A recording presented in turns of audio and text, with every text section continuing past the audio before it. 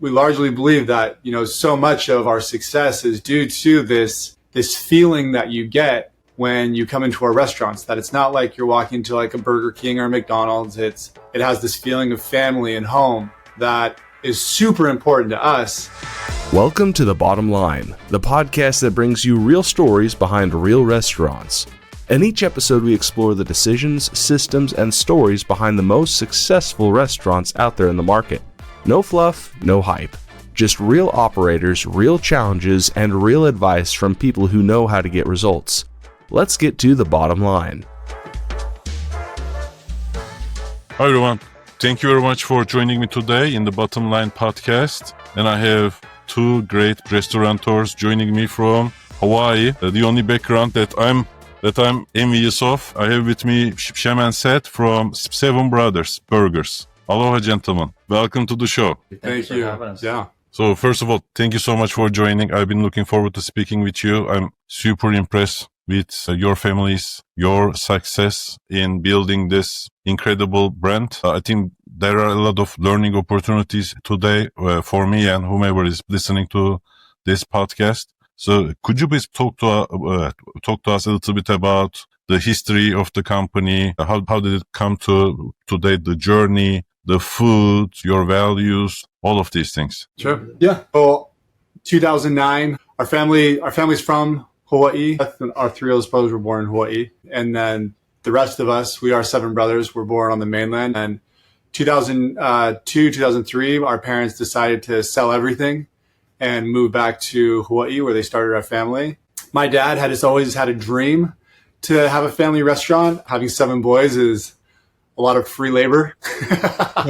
And so it was always kind of a passion for him to do something together all as a family. 2009, he rolled up on a restaurant that we'd passed hundreds of thousands of times just down the street from where we were living here in Hawaii. And he was talking to the owners and he asked them on a whim, have you ever thought about selling this restaurant? At the time, it was called Kahuku Grill. And it was really nice couple from Korea, and they'd been doing the restaurant for like 6 or 7 years, and they wanted to move on. They actually said, yeah, we're actually looking to sell it right now. And he came home later that day asking, hey, what do you guys think about opening a restaurant together? Most of us had moved out of the house except for the last three, and we all said it's a terrible idea. Restaurants are scary. They're hard to do. We know nothing about them. And he replied, it's too late. I bought it. And little by little, like the younger brothers, like they were kind of forced into it. And but little by little, we all saw the vision of what my dad had initially seen in that restaurant. And we slowly changed the menu, slowly changed the food, and realized that our strength was burgers and our strength was just making food that we like to eat. And so we just kind of developed burgers from there as far as what kind of burgers we have. Each one of us has like a signature burger on the menu. And yeah, that's kind of like the origin story of how we started. And little by little that it kind of grew. We were in a small college town and we were outside of the college town at that time. And another spot opened up in the shopping center a few years later, from I think it was 2012. And so we opened up a store in that, it's called Laie. So we opened up a store there. And then from there, yeah, it kind of just slowly, again, like really, really slow growth. There's a lot of us involved. And so, the term like too many chefs in the kitchen is quite literal. There's too many of us that all had like a say.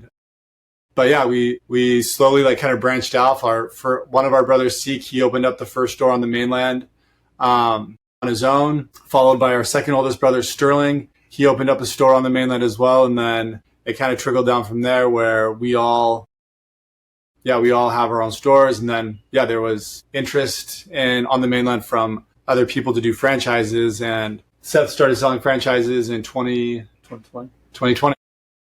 Yeah, today we have 11 stores, 7 on the mainland, 4 here in Hawaii, and yeah, still growing, learning. This year we are slated to open 4 on the mainland, potentially 5 with one more store here in Hawaii, but yeah, 4 stores on the mainland in the next 3 months here. So the stores are in Hawaii, Utah, Arizona, and soon in Idaho, right? Yeah, we're looking to expand into Idaho, but we don't have anything lined up in Idaho right now. We're actually looking at properties in Idaho, but nothing yeah, nothing's slated to be open in the next in 2025 in Idaho. I think it's remarkable to look at Google Maps in the continent mode and see your restaurants. Hawaii is here, and the mainland restaurants over here. I think we are missing the ones in Arizona for some reason. Google Maps didn't pull them. But so tell me this: how can a restaurant have 4.9 review? Yeah, 4.9 stars. Tell me. Yeah. Nice. Yeah. Well, that's a really cool question, and we're glad that you see that. I think one of the added advantages is that, so there's 7 of us, right? And there's mom and dad, 8, 9. And because we all come from the same family, Dad instilled super early on the importance that he kind of saw the vision of what the most key element aspects were. Dad is an entrepreneur. He's a guy that we could spend an hour and a half talking about just his story, right? But he saw the vision from the very beginning, and things that he thought were really important that he pushed was the customer service and the food. He always said it was all about the food. And then the other added advantage is that we're very religious. We're like, very Christ-centered organization. And so because we all were on the same playing field and we were all raised, Dad was very kind of like really your staunch leader, kind of like maybe like your Napoleon. We were talking earlier about like he's a really hardcore guy. And honestly, he's the kind of guy that you either will take a bullet for him and love him, or he'll come off maybe offensive because of his viewpoints and like you're offended by him and you don't like him. And he's unapologetically who he is at all times. So we're the 7 of us, all bits and pieces of my dad, but then my mom is like this incredible cheerleader. She supports my dad through the thick and thin. Dad was gone all the time, he always was an entrepreneur, left corporate America to become his own self-employed person in a lot of businesses that totally failed. And my mom was a cheerleader every step of the way. As Dad was out working, very traditional home, Mom was left to raise these 7 boys. So all that to say is when we started the business, that Dad saw the vision that it had to all be about the food and the experience had to be amazing, the customer service, that we were going to offer a customer service experience, the likes of which no one had ever seen before. And we were going to have this wow factor that this restaurant that we've passed 1,000 times, Shem said, it's a very small hole in the wall behind a gas station in a small town, Kahuku, population, 5,000 people. And it's in between, kind of like the North Shore is popular for surfing. And then you have this town of Laie with a college town, but we're kind of in between, and there's not a whole lot going on there in 2009. So to have the vision where he said he saw lines of people in a town where there was no line, there was no tourism attraction, no nothing, behind this little tiny gas station. And the gas station wasn't really even main pit stop. People would pass it all the time, maybe get gas at the next town because it was a better gas station, whatever. But as he saw the vision of lines, that the people had to have an experience with the food, that the food was amazing. And that was something that was from day one, the food, blow it up, he used to always say, and going out the kitchen. There's a story where we're in the kitchen. I think I was maybe cooking, but it probably happened to all of us at one time, where we're in the middle of a rush and all the food was ready to go. And he took the trash can because we were slapping it together and the food was just like, we were in a rush trying to get it out the door. He took his hand like that and took the entire line on the expo table and threw all the food into the trash. Because he's like, we don't sell food like this. And as at the time, a young struggling father and working hard, going to school at the same time, and I'm on the grill and it's like super stressful. That was like, made me super angry. Like, how could you do that? How could you do it? But he made a point. We don't sell food like that. These are paying customers coming. The food has to look like the picture, he used to always say. So the Paniolo burger, it's the one with the 2 onion rings and there's sauce dripping on the side, almost kind of like a volcano effect. Dad would say like God made that burger because he was inspired to do something big, massive, huge. Yeah, that's it right there. The big one. There you go right there. That's the Paniolo burger. And it's controversial as far as who made that. Shem had a big hand in pretty much all of the burgers that we had, but Dad will always claim that was the burger that really put us on the map in a lot of ways. That it's the onion rings are homemade, the sauces are homemade, our main sauce. The barbecue sauce is a traditional barbecue sauce that we like, but our signature sauce is all homemade. The onions are grilled, the lettuce, the tomato, the bun is made specifically for us. So it's, it's not a cheap burger necessarily, but it's a burger hopefully that people will feel like, well, when they look at it, when they see it, and then the taste matches what it probably looks like and tastes like, it's all there. So to answer the question, the long round way is that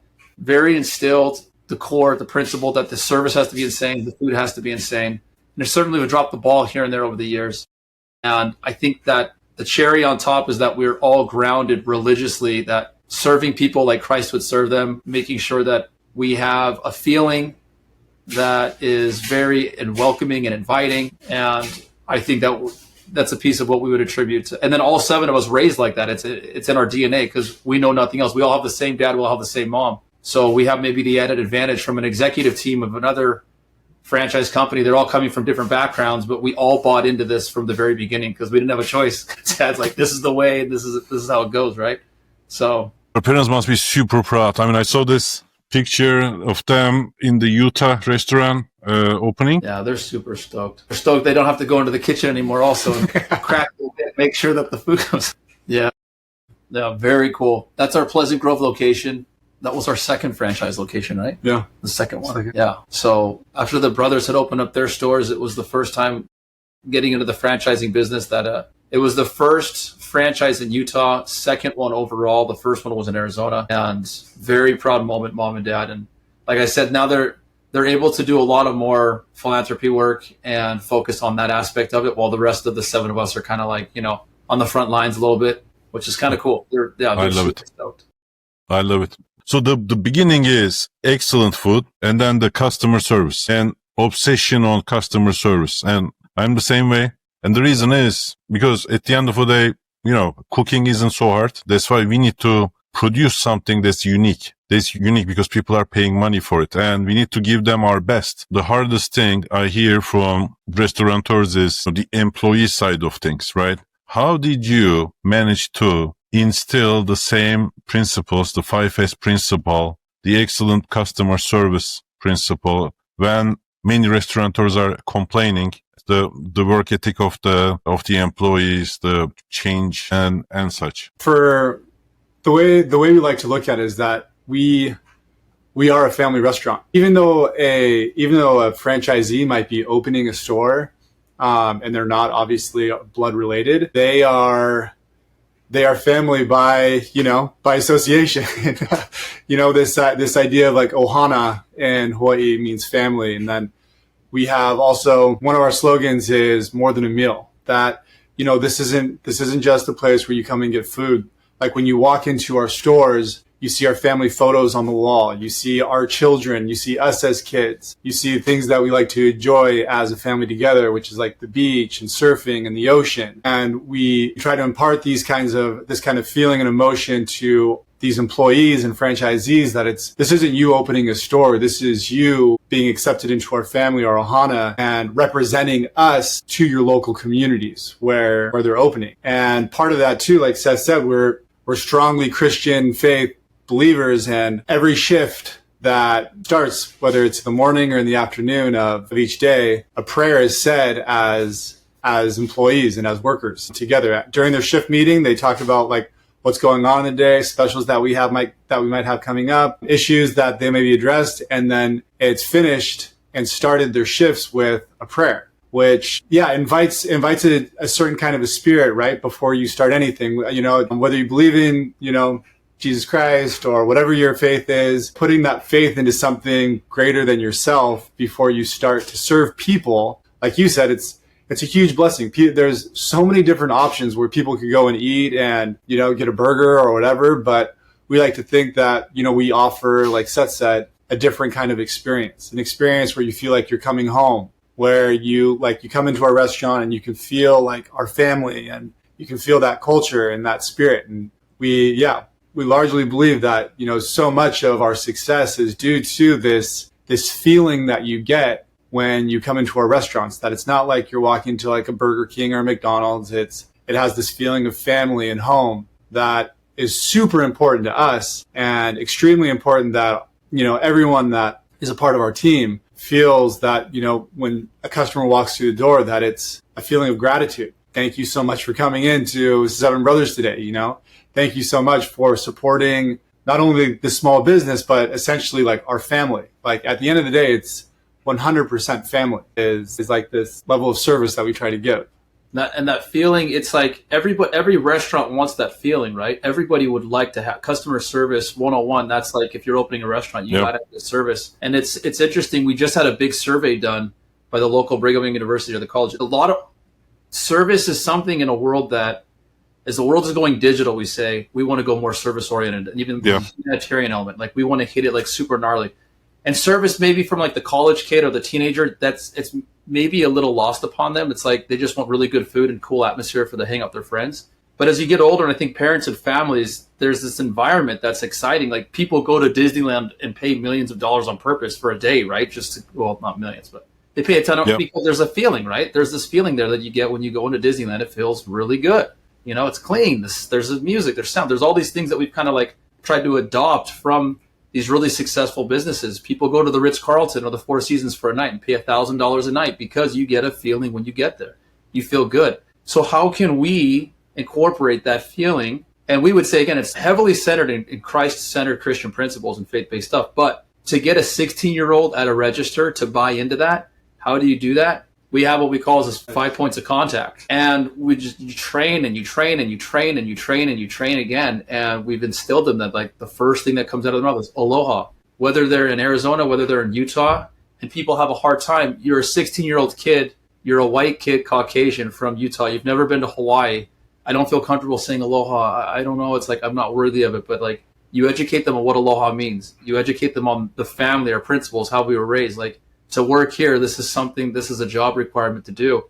And one of my greatest compliments that I feel like we've gotten over the years is one of the girls that worked for us here. She's Polynesian. She grew up coming to Seven Brothers. And when she turned 16, she got a job with us. And her parents and us are good friends. And she said her mom came up to me and said, Seth, you'll never believe what my daughter said. She's so excited to be working at Seven Brothers that she's like, Mom, you know, remember Uncle Seth? He always seems like nice and cool. Wow, he's really strict in the kitchen. And like, there's the rules that you need to follow. And I just thought that I would be like, just kind of cruising. It would be like this fun job. But no, Mom, there's like policies and principles you really need to follow. But Mom, it's kind of cool though, because I get to be this person. Like that's what he wants us to be, smiley and bubbly outside. He even said, be like a Disney princess almost. And then, but back behind the kitchen, it's like, we're working really hard. I took that as a compliment. I thought that was really cool that she had this like idea that everything was just like peaches and creams and rainbows and butterflies. But there is a system behind an algorithm that's working.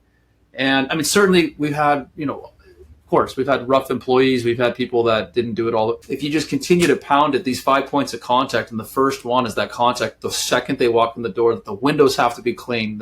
The first thing that they think, the music has to be on, they hear. The first thing that they smell, the food, there's like nothing rotting in the kitchen or the trash can, right? And then the first thing in an interaction that they have with the person is, aloha, welcome, with a smiley face. Like those first impressions, we can read that in any book of any entrepreneur book, any business book, every restaurant book. Those are all things, but Dad just like instilled that and pounded that over and over and over and over, that first contact, that first point has to be just on and zeroed in. And so just doing that. And as we see people slipping, and as you see the review slip, it's like we try to get right on it. When we wake up in the morning, it's like, how was that first interaction, that first point of contact? And that is a metric we use kind of in our success of, are we doing a good job or not, kind of thing. Hiring must be special too. Yeah. And so for the hiring, I would love to say that there was this secret sauce for the hiring. I mean, the questions, we would do little tricks back in the day, like I'd drop a napkin when we go to the table, and I'd see if they pick it up or not. And there would be simple questions of making sure that, you know, how they interact, the eye contact. Even just recently, Shem really heavily pointed out too that our server one at the register, they have to be the most important. They're like now the most important person of our entire operation. Obviously, if you're manager, but the next coveted position to rise up in the company when you get from like dishwasher and cook or fry or whatever is that first person at the counter, the server one. This first interaction is so important that that's the person that needs to get paid maybe a little higher than everyone else in its coveted position. As far as the interviewing process, I mean, there's no like secret magical question that we ask or anything. I think anything that we've learned over the years is we would have like a 3-day trial period for a lot of times. And when we bring new people in, we don't let them even just touch the food. We have them watch. It's a little bit more costly because you have to have more people on staff working, or you have this guy just watching. Again, I don't think that's unusual to just us, but they don't touch anything for the first day, the second day.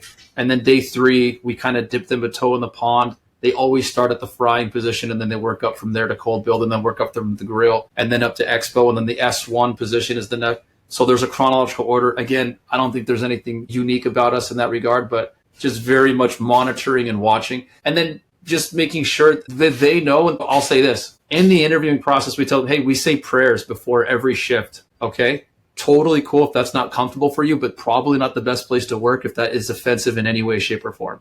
And then we go down the list of principles and core values that we believe in. We don't swear in the workplace. There's no swearing. You'll never hear us swear, and we don't expect you to do that. We try to, try to dress and code and grooming. We kind of spend a lot of time on that, which maybe might be unique to us, but we make sure that the principles and values and weed them out, that anything that they're totally against, and I tell high five. If you're an atheist and hardcore, or you believe in something totally different, we'll give you a hug. That's totally cool. But probably if it's offensive, not a place that you probably want to be. So we try to filter that out right away from that's the very first questioning pieces that we ask them. And usually everyone's cool. They're like, oh yeah, no, it's totally fine. Just think to myself, some of these restaurants need hot bodies, right? A body in the kitchen. But what kind of an environment is that?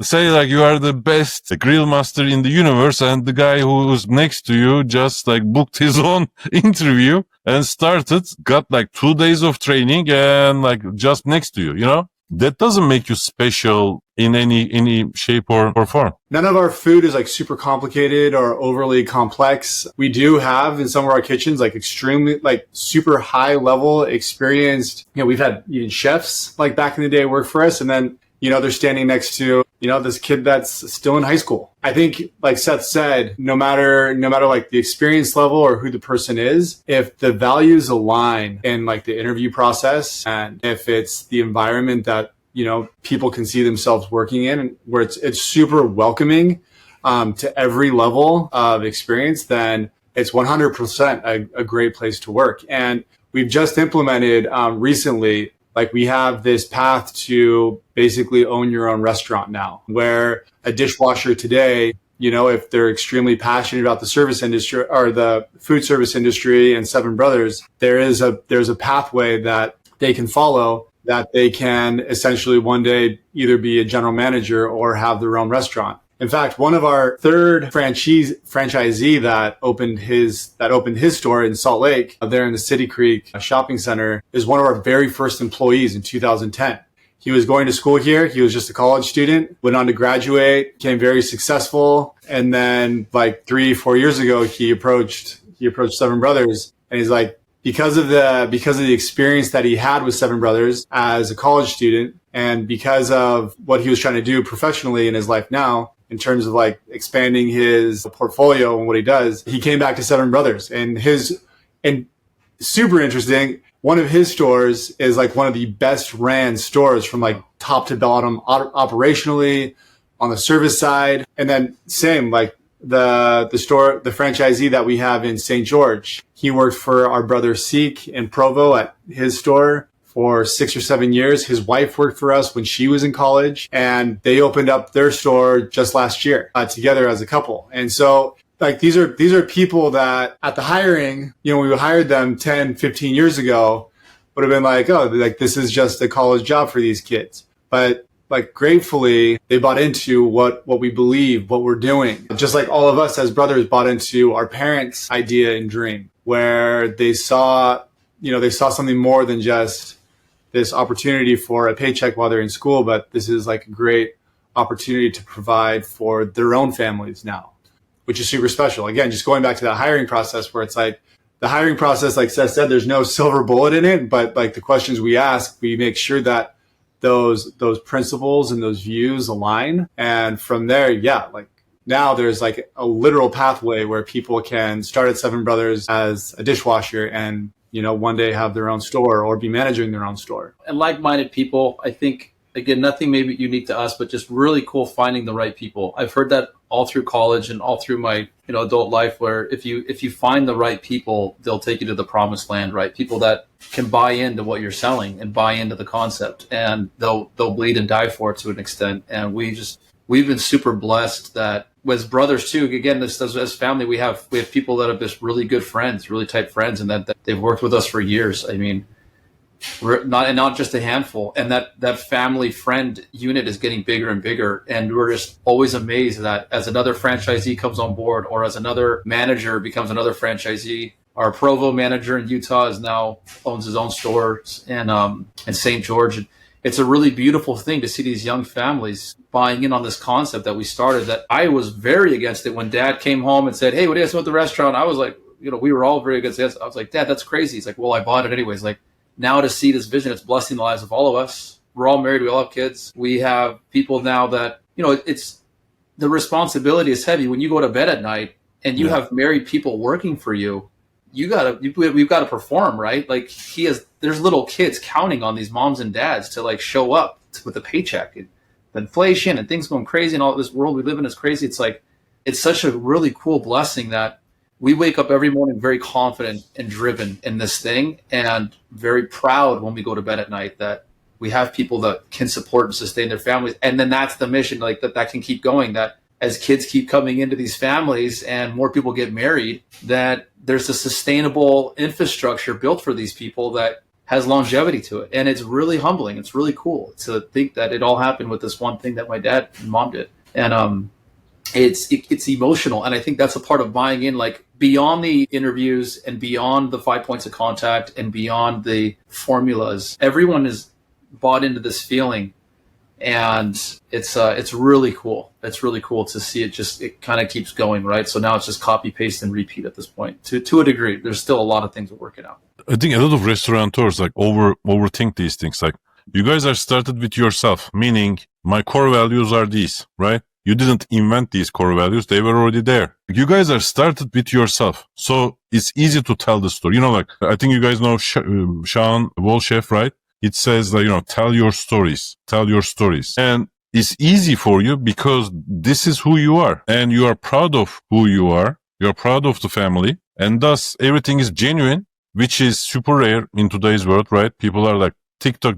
They generate violence and friction to, make money on TikTok. That's the world that we live in. So that's why I think that people are attracted to things that are genuine, things that are pure, and things that have principles. I've seen businesses who pay 15-20% more who don't get employees because they know somebody who works there and they are like, oh, stay clear, those people are horrible or something like that. So you can't even pay your way into hiring employees, versus if somebody who will not take those values, maybe they are coming to work just a cost, just a paycheck or something like that, which is, I think, a sad life. I think if somebody goes to work, if they are not looking forward to going to work, and maybe the reason is like their manager or something, which then I completely understand, right? But if they're not excited about the job itself, then don't do it. Yeah. About the cashier, I'm going to give you this example. So this summer we were we went to London, and like pubs. I freaking love the pubs. I've been to London when I was in 14, so I had no experience with an actual British pub, but we exclusively went to pubs like for lunch and dinner. That older lady who knows like everybody by their name, or the locals by their name, this charismatic person that, if there is like an apocalypse or something, that, she was going to be the foundation whom everybody is going to like hang on to. Like she's gonna give like valuable advice. Some people are, I think, born to do this job, and some people are just like, they have trouble in interacting with people. And the funny thing is, 10 days ago, I was talking to a restaurateur about the kiosk, and he said, in a world of kiosk, people want hospitality, right? And I was telling him, in some situations, I'd rather deal with the kiosk than a human person, because that human person is just terrible. What I'm saying is, I think restaurateurs are overthinking this should we do kiosk? I think the right question isn't, should we do kiosk? It's that, can you manage to run a restaurant and deliver hospitality? Seth is huge on that. And that's kind of like, well, we all, no, yeah, we all, no. I mean, in terms of Seth is the one that implemented the 5 points of contact, for example. We could just have an iPad at the register and people order. That would go against, one of the reasons why our dad wanted to start a restaurant, where it's like, we want to have that human connection, that human interaction, that human experience with people, and share our values and share our beliefs and share that spirit of aloha, which is huge. And so Seth was the one that came up with the 5 points of contact, where it's like, we greet them with aloha, and then when they sit down while they wait for their food, we give them, instead of giving numbers, we give them like attributes, for example. So instead of getting like the number 4, you'd get humility, or you would get charity, or you'd get happy, and just something for people to sit while they're sitting down. Like they have this little stanchion that they're looking at and something that they think about. And we get people posting on, these little stanchions all the time. And there's like, people have stories about these stanchions of, how they had like a connection with that word, even though the person that the register didn't know, like they were really given at random. Like they were having this hard time, like forgiving somebody, and they got forgive, So like these little connections. And then the next point of contact is, when the food is delivered, making sure that all the food is right and that everything that they ordered was correct, whereas, McDonald's, wherever you go up and you get your order and you take it back, and then, I'm missing this, and go up. So we have that. We offer full service at a quick service restaurant, which is super unique. And then we even do like the first bite check-in after they've taken their bite. We check in like, hey, is everything tasting okay? Is everything right? Like, how's the food? And then the last point of contact is when the customer is done. We try to do this with as many people that come in every single day across the restaurants, but we give mahalo cards, which is just a little card with, on one side, it's photos of our family. And on the other side, it's, if that server had a connection with the customer, like, hey, thank you so much for coming in. Like, hope you guys had a great time dropping your daughter off at college, and safe flight back to the mainland, or whatever that human connection was, that, we make it abundantly clear in those mahalo cards, like, thank you so much for coming in today, and hope that, you have a great time where you're staying on the North Shore or wherever it is. But that level of hospitality is really, really lacking in so many different levels. Even like you go into a place that offers hospitality and there's no hospitality. It's cold. It's not inviting, where this was like part of our dad's vision, his dream, is to be able to share this level of hospitality and care and with everybody that comes through the doors on a daily basis. So that, we absolutely believe that it makes the world that much better. If we can share, something good in our lives, like people will share the good in their lives, The hospitality piece is really huge. And like we said, as the world's going more digital, we're wanting to go more customer service, more hospital. And you'll always have your fast food restaurants. You'll always have the more kiosk type elements that, or this more digital age. That will always happen. And we're putting all our eggs in the basket of, as the world goes to quick service, It'll be a unique experience. I mean, geez, we're seeing AI is going so fast. We might all have robots in our houses in the next couple of years, like doing our laundry and doing the stuff that I'm watching. It's crazy, right? So it'll almost be like a unique, maybe slightly antiquated experience going into a restaurant, old-fashioned style, and you have a human being talking to you. Maybe we're not so far away from that, in the near future. It's kind of crazy to think, but that's where we want to go. Like, I think humans long and crave to have interaction. They do. That's what COVID showed us. Yes, exactly. COVID showed us. Exactly. And we're Polynesian. Our dad is Samoan. I don't know if we recognize. Our mom is white. Our dad's Samoan. And so you put the two together, these two different worlds. We're all kind of different colors, actually. You have this, it's called Fa'a Samoa, the Samoan style, this very Polynesian, welcoming, Ohana, family, all this stuff. And people are attracted to that. Everyone loves to go to somebody's house for dinner. It's kind of fun, right? It's cool. Hosting can be a little stressful, making sure the food's all right, right? But it's cool to go to somebody's house and have a meal. And the kids are all friends, and your wives are friends. It's cool. So it's kind of that same concept of like just welcoming in. So I don't know.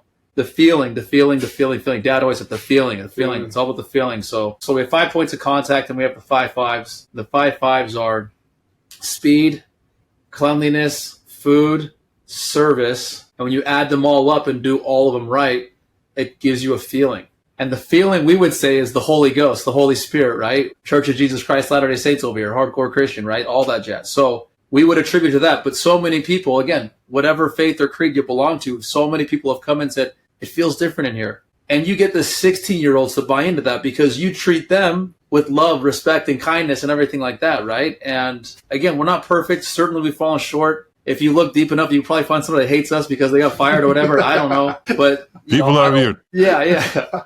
Well, it is what it is. But for the most part, I'd like to say and believe that everybody feels like they can, like when I go into the restaurant, like It hasn't happened in a minute. If Caleb ever sees this, might matter. But yeah, we'd wash the dishes too. We'd clean up the oil on the floor too. We're not better than anybody. We're whatever. We're Lead by example. Guys. Yeah. So it's like we've now been privileged to be in a position where we're trying to take it to the next level. So we're selling franchises and doing more of like corporate stuff. But it's not beyond us to, we just did catering events and we're cleaning out the car. I got home like almost 1:00 in the morning because I'm right there alongside of these guys cleaning everything up for a fundraising event. We're better than nobody, literally at all, right? And there's a scripture too in this too, like Jesus Christ suffered more than anybody and he was the greatest of all of us. And so again, those principles, those established into us at a very young age, and it's in our DNA. So how do you do the delivery? How do you do delivery and still deliver? The delivery of the food when we drop it off? Because of where we live, it's so rural. So we're just now tapping into that. But on the mainland in Utah, we try to tap into every delivery piece that there is. So we have Uber Eats, we have DoorDash. We tried doing little delivery services here on our side, but it didn't really work out too much. Uber Eats and DoorDash are the two main platforms that people can. And how do you provide that feeling in delivery? So we have 2 drive-thrus on the mainland, and that's a really good question, actually. Because some people don't have the time to come and experience it. So we'll drop a little mahalo card sometimes in the bag. Not all the time, but we try to do is consistently like, hey, thank you so much for ordering. Something unique and different. So what is something that no one else is doing? Getting a handwritten note, again, antiquated, not very common. I have a friend that says, I can't remember the last time I wrote anything down. Everything is just with the phones, right?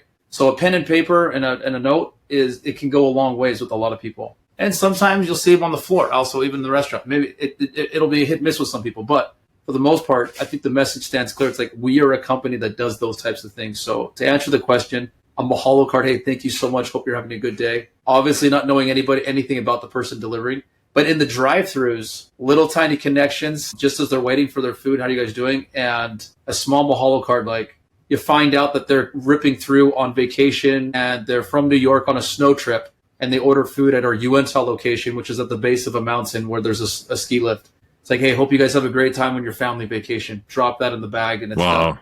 And, that again, not everybody gets that, but we're training them and teaching them to look for that moment, look for that connection, to create a unique opportunity for people as they drive away. They open up the bag like, oh my gosh, I got a handwritten note with that guy I talked to for 30 seconds. Wow, that's pretty cool. I think like one thing that bothers me about our industry is how people take things for granted. Like some kind of a food is going to be, put in front of the guest. They are going to pay money. There's a 20% tip. Like in Miami, that's not even like an option. It's basically like mandatory service charge. Like how like that? And then the employee is going to pretend to work. They will work. Usually, like sometimes servers like Miami used to have a terrible service because of this like mandatory service charge because they are paid no matter what, right? And like everybody's like, turning a wheel that eventually gets them paid. But like, what are we doing really? Take it for granted is not a sustainable, nor a respectful way to live this life. And I think like somebody else who does this, like it's supposed to be done, it is special. So I love hearing all about how you are doing this. I mean, and I will double click one thing real quick too. Something that we're trying to implement right now to take it to the next level, and maybe the people listening can appreciate this too. So my wife and I recently went to a resort, and what they did there was they remembered our names and they said our name constantly. And I was so baffled, like the person cleaning our room, the person at the concierge desk, the one serving us at the table. They all knew our names. The guy that I haven't met yet on the chef line on the buffet, he knew my name. Seth, wow. Seth. Everywhere I go, it's Seth. And I was boggled, right? It was like, what? And it felt like, I find that out, like, hey, is it just me? Like, are we best friends here? Like, how do you know my name? And they said, oh, that's what we do here. It's not just you, Seth. It's actually everybody. We try to learn your names, and we all have different tactics to learn because that's how we were trained to do it. And I was like, that's incredible. So what I'm trying to do now is the first point of contact is they say aloha. Look, I've heard it said before. The greatest word in any language is a person's name. If you can remember the name. So you have like these old Italian restaurants in New York, for example. We've seen this on Instagram where he's at the door greeting all of his customers and he's been there for 25, 30 years. and the kids grew up going there, and they come back and they're like, oh, Mr. So-and-so, how are you guys doing? They know their names, right? And then they'll even remember their orders. And these like really cool family, I want that. We want that. So if we get people's names, and from the time that they enter, the time that they leave, that different people know their names, so we put their name. So initially we identify the customer through a Christ-like attribute. Shem said, we give them a table tag and it will have the word like love on it. And then they put the word love on their table and we identify them. But now at the register, something that we're literally starting to train and implement right now, we're trying to do this, is, oh, can we get the family name? It's the Andersons. Okay, great. Here's your table tag, love. Anderson family, your food will be out in just 15 minutes. Okay, sit wherever you'd like. Now when the food comes out, instead of saying, okay, I got the order for love, it's Anderson family, aloha. I see that you're the table tag, love. We have this. I think it will change the game. And I'm so excited to implement it.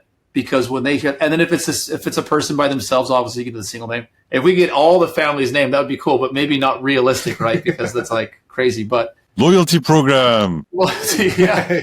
My money brain is cranking up right now. The data and everything. But you get their names. No one's doing it. No, what McDonald's or Burger King? Name me a burger place where you get your name, right? So we already like to believe our experience is maybe better than a lot of our competitors, but we also see ourselves as a fast casual, more of kind of like we're delivering a better, more quality burger maybe than you'd get at a fast food restaurant. But you get somebody's name, sprinkle that into our 5 points of contact and the love and aloha and all that stuff. And the feeling, I think it will change the game. And I think people will come back craving to come back home to their restaurant, their family. The name, I think, will change the game in the service industry 100%. We are talking about the fast casual concept, but let me take that to a super fine dining. Being a maître d' was the most coveted position in the industry, right? In a fine dining establishment. Like, how did it turn into, these 19-year-old girls with a weird uniform greeting you with a tablet and asking you, your date of birth, your address, your phone number, and basically entering that in, data entry specialist. Like, that job is not hostess. That's basically data entry specialist. Like, how did it come to this? And you guys are turning the game on like cashiers being the maître d'. You pay them a higher dollar, and that's the coveted job because that's the customer facing. I wrote an article on this, again, the kiosk versus people. If the only thing that the person who talks to me is going to taking my order, I'm perfectly capable of entering that in, right? And entering that in. If that's the only thing there, what would you like to have? Okay, I want one burger, one fry, one this. Okay, wait over here. $18. This not a job for a human. Like that, if we define that job, taking order. You're 100% right. And that's the thing, because we are in the category of restaurant that we are, quick service, in terms of like the talent pool, we get high level workers, but for the most part, we get like high school kids, which is great because like you said, it gives us an opportunity to impart, things that in a lot of ways have been lost, from like just our generation to this next generation, where it's like phones and texting and, digital communication is way higher than, interpersonal communication and like face-to-face communication, where kids get anxiety today having a casual conversation of like, hello, kids get nervous about it. I just heard this study done like recently where kids coming out of university have like PTSD. Like PTSD is what like our generation kids got from coming out of war, and like our parents' generation. Like we have this level of social anxiety today that is, not conducive to a service industry. And what, as humans, we want and need that human connection. Finding that connection in the interview process, finding those, that common ground of beliefs is so important, because it's like, yeah, this kid, he's only 16, might have like social anxiety, but he can 100% learn how to treat another human face to face. We can teach these kinds of people if they share the same values and, they believe in what we're doing, like they can learn these things. And yeah, like you said, to take it on to like the next job and like forever, because it's huge like that. It would be so easy to replace it with someone that's just like, hello, can I take your order, over aloha, welcome to Seven Brothers. These are some of our amazing like signature burgers that we have. And we also have this awesome special going on right now. By the way, my name is Seth. What's your name?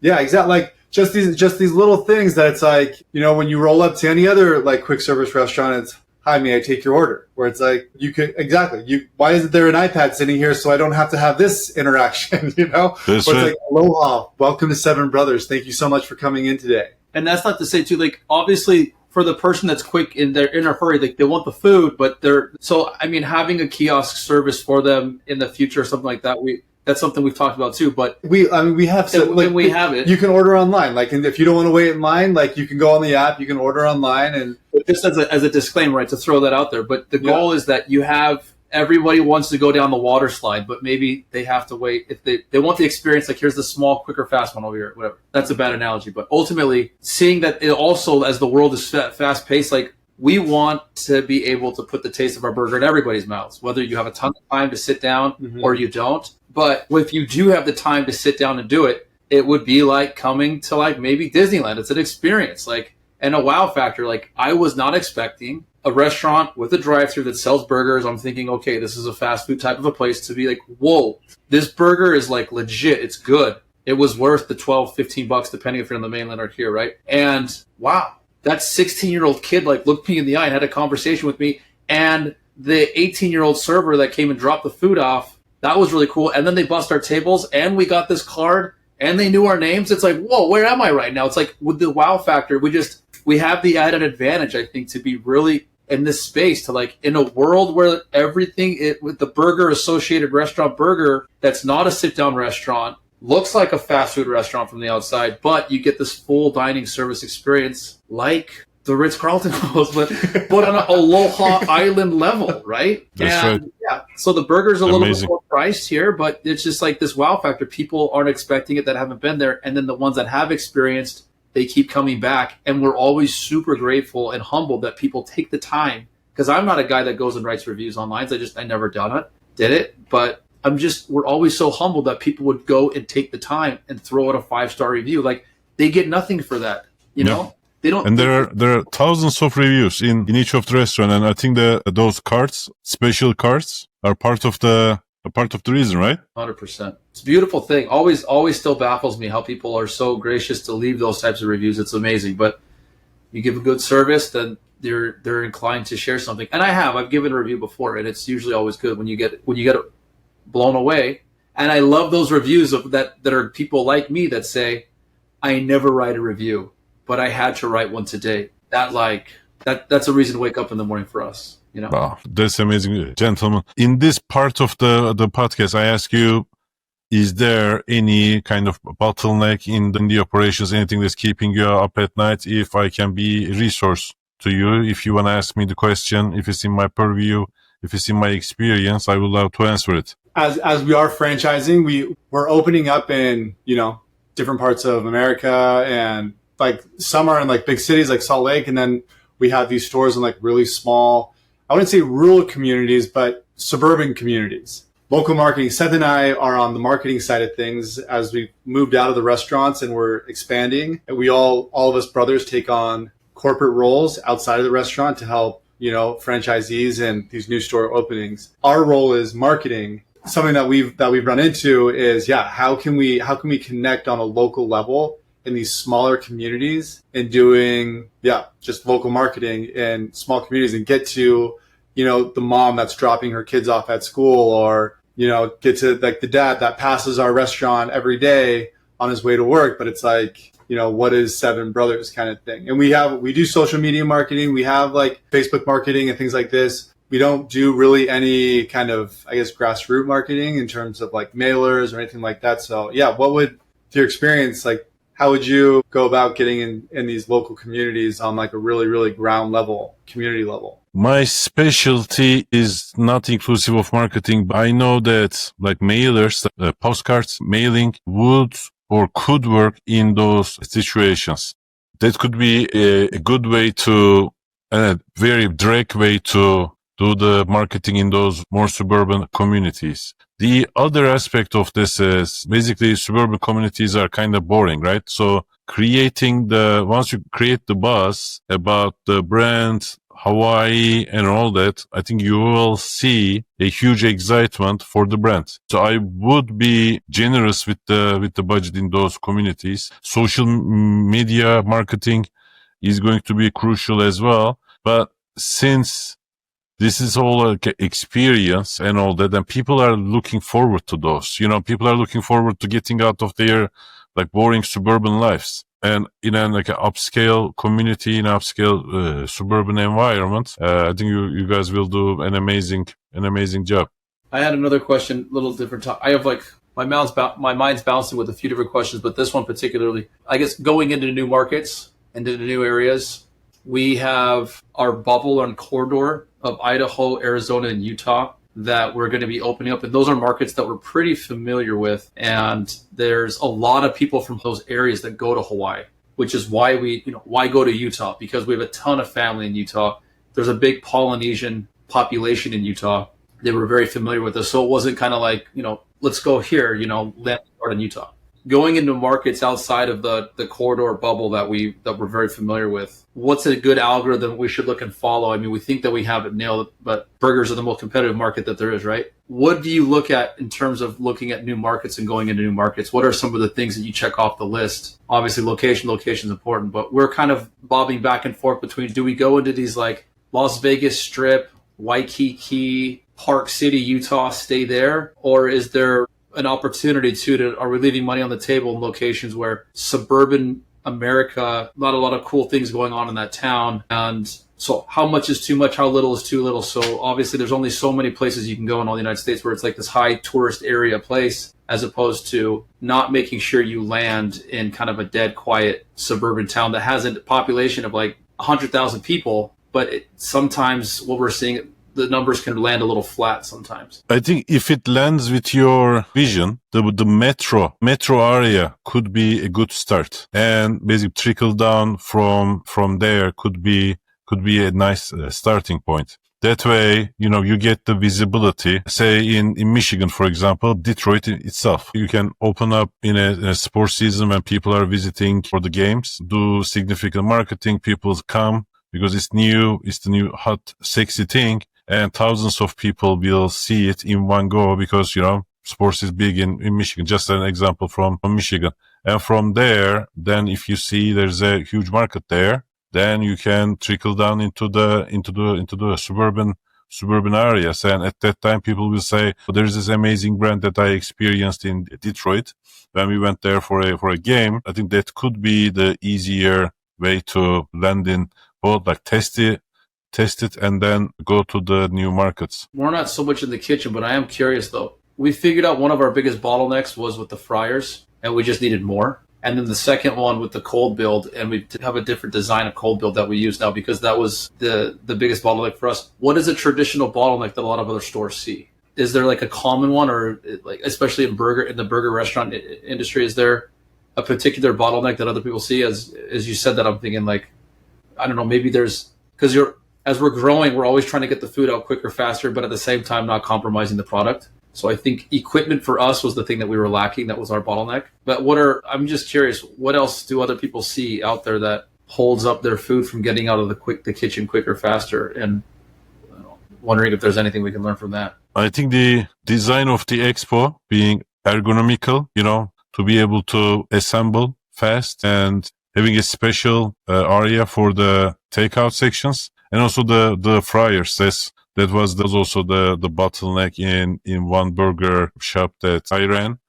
And it's not easy to retrofit a new fryer under the hood. But I think once you guys basically figure out how much volume in that location and the fries, then the next set of stores, hood space and whatnot. We had a hoodless fryer for 25 grand that you put this much fry, yeah. So it didn't really work out, but good learning opportunity.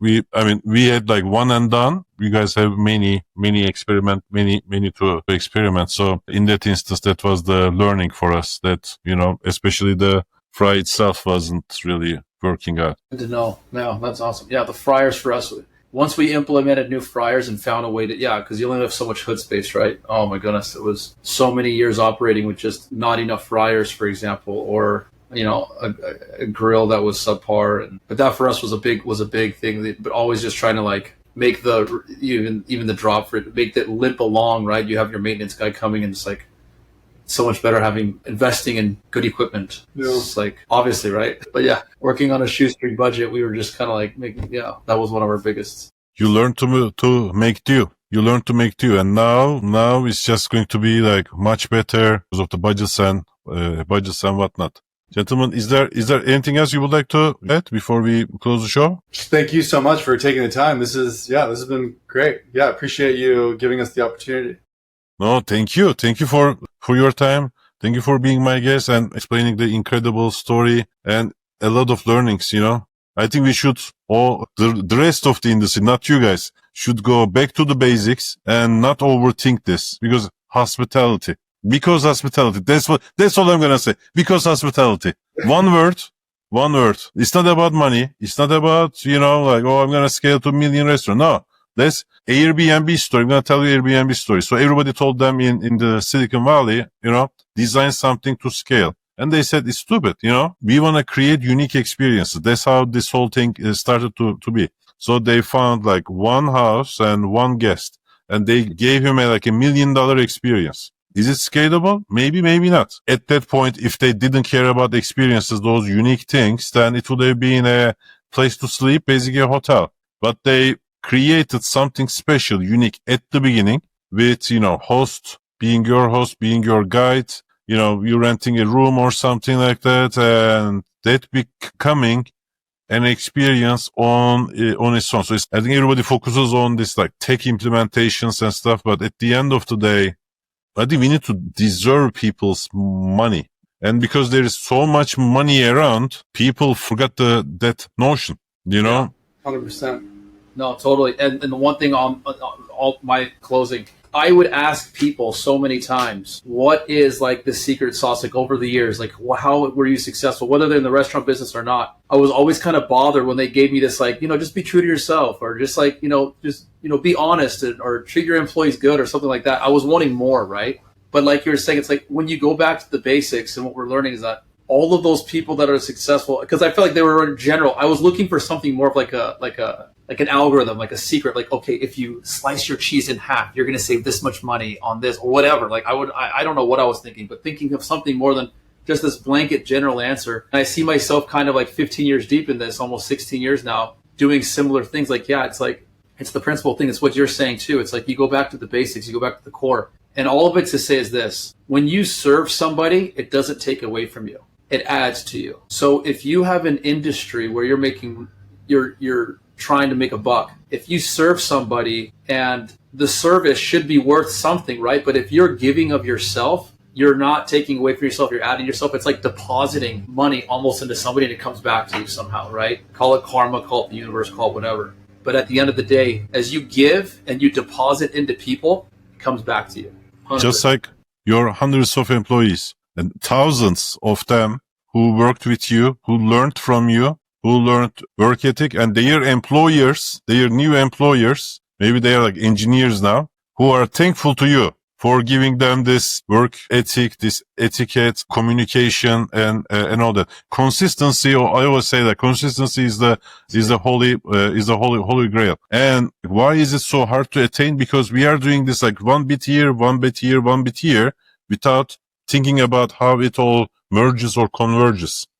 And that's why going back to the basics, we need to create a structure that makes money. With the money, you pay your employees a high salary. You can afford to hire the good ones and train them. Is it hard? Yes. Like consistency is super hard. But if you are not going for it, then do you want to put out fires all day because nobody is taking any kind of responsibility? So everything falls back to you. No. I mean, that's my like selfish self, right after COVID. When we had to fire everyone, my selfish self was, I freaking hate putting out fires. Like they call me, like Mother's Day or something. Oh, we didn't order enough. I never want to, put out like fires. I want to strategize.